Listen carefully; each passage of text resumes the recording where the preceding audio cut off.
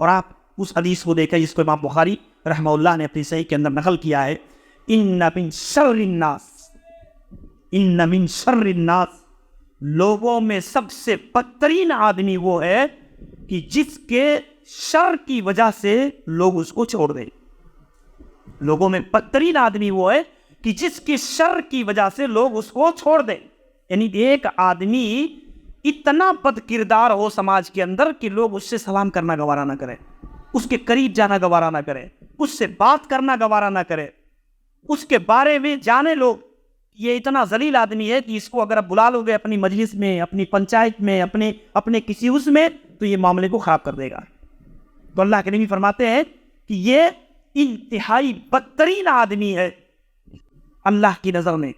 تو میرے بھائیو، یہ اخلاق، یہ جو اتنی شدید وعیدیں جو آئی ہوئی ہیں، یہ اصل میں ایسی چیزیں ہیں جو اسلامی معاشرہ کے اندر ہمارے رشتوں کو خراب کرنے والی چیزیں ہیں، ہمارے رشتوں کو خراب کرنے والی، اسلامی اخوت اور معاشرت کو نقصان پہنچانے والی چیزیں ہیں، جس کے معاملے میں اللہ کے نبی صلی اللہ علیہ وسلم نے اس قدر سخت وعید اللہ کے نبی نے بیان فرمائی۔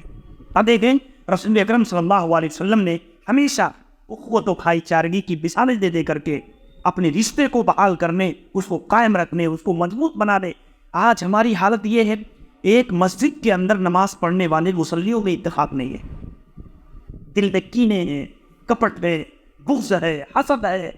مومن کا دل اپنے بھائی کے لیے آئینہ کی مثل ہوتا ہے، پاک صاف پوری طرح سے۔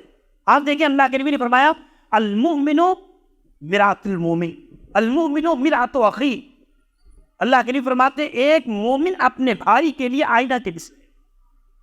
آپ بتائیں آئینہ سے تشبیہ جو اللہ کے نبی نے دیا ہے ایک مومن کا دوسرے مومن کے لیے، آپ بتائیے آئینہ کا کردار کیا ہوتا ہے؟ آئینہ کا کردار یہ ہوتا ہے کہ جب ہم آئینہ دیکھتے ہیں تو آئینہ ہمارے عیوب کو دکھانے میں بھی کوئی کوتاہی نہیں کرتا۔ منوان جو چیز ہے ہمارے لباس پر، ہمارے چہرے پر، ہمارے خد و خال پر، وہی چیز آپ کو عکس دکھا دیتا ہے، اسی عکس کو دکھا دیتا ہے۔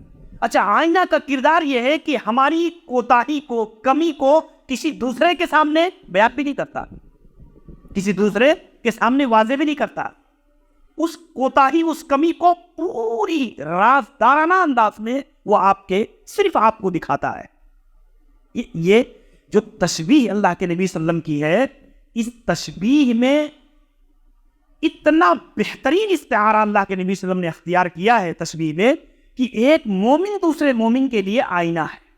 مطلب آئینہ کا جو کردار ہے وہ ایک مسلمان کو اپنے بھائی کے لیے ادا کرنا چاہیے، اپنے بھائی کے لیے ادا کرے۔ من ستر مسلمن سترہ اللہ یوم القیامہ، جو آدمی اپنے بھائی کے کسی عیب پر پردہ پوشی کرتا ہے، اللہ تعالیٰ اس کے عیب پر قیامت کے دن پردہ ڈالے گا۔